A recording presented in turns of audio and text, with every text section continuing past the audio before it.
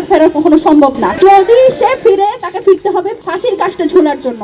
আপনারা জানেন শহীদ ওসমান হাদী হত্যার সাথে পার্শ্ববর্তী একটা দেশ সংযুক্ত দেশের যে সম্পৃক্ততা, সেটা কিন্তু প্রমাণিত হয়েছে। সে দেশের যে বিগত যে মুখ্যমন্ত্রী পশ্চিমবঙ্গের, তার বক্তব্যের মাধ্যমে এটা সুস্পষ্টভাবে প্রমাণ হয়েছে যে এই হত্যার সাথে সরাসরি ভারত জড়িত।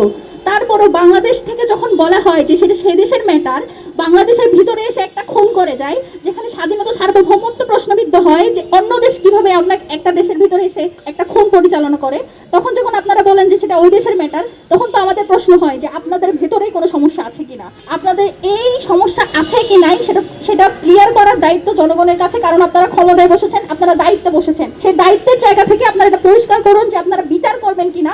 যদি বিচার করতে না পারেন সেটাও জনগণকে বলেন। অক্ষমতা, আমরা জানি যে বিএনপি সরকারের অনেক সমালোচনার একটা প্রধান সমালোচনা হচ্ছে যে বিএনপি সরকার যোগ্য না।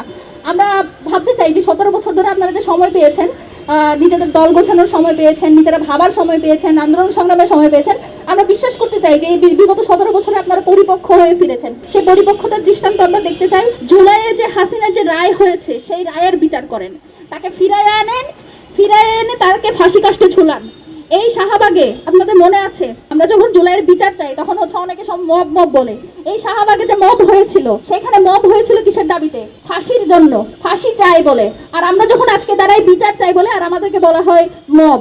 মানে বাংলাদেশের বিচারিতা কোন জায়গায় গেলে ফাঁসি চাই হয়ে যায় হচ্ছে একটা বড় জাগরণ মঞ্চ, আর যখন আমরা বিচার চাই বলি তখন হয়ে যায় আমরা মব। জুলাই হয়ে গেছে এখন 2 বছর 3 বছর, এখনো পর্যন্ত তাদের এত গাত্রদাহ শহীদ ওসমান হাদীকে নিয়ে, জুলাইয়ের শহীদগুলোকে নিয়ে ওরা একটা দিন কিন্তু আসলে মানে ভালো মতো দিন কাটাতে পারে না। সারাটা দিন তারা হচ্ছে ফেসবুকে এসে টন্ট করতে থাকে একে ওকে।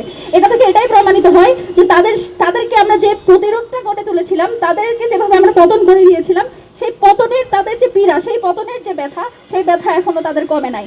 এবং আমরা যতদিন বেঁচে আছি, শহীদ ওসমান হাদীর সহযোদ্ধারা যতদিন বেঁচে আছে, বাংলাদেশে জুলাইয়ের হয়তো অনেক শহীদ হয়ে গেছে, কিন্তু শহীদ ফ্যামিলি কিন্তু গুলোতে 2 জন 3 জন 4 জন 5 জন করে মানুষ আছে। এই মানুষগুলো যতদিন বেঁচে আছে ততদিন পর্যন্ত ওরা যাতে আর জীবনে কোনো দিন বাংলাদেশে ফিরে আসার স্বপ্নও না দেখে।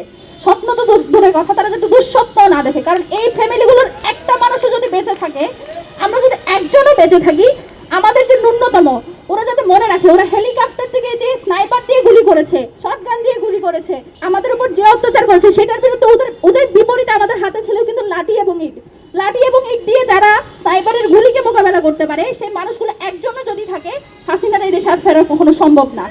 যদি সে ফিরে, তাকে ফিরতে হবে ফাঁসির কাস্টে ঝোলার জন্য। এবং বাংলাদেশের বর্তমানে সরকার রয়েছে, সেই সরকারে আমরা দেখতে পাই যে তারা নানান ধরনের আলাপ আলোচনা করে, 71 নিয়ে আলাপ আলোচনা করে, 17 বছরের ফেসিবাদী গুম খুন নিয়ে কথা বলে, কিন্তু জুলাই নিয়ে কথা বলতে তাদের খুবই কেন জানি মনে হয় যে তাদের এক ধরনের হীনমন্যতায় ভুগে।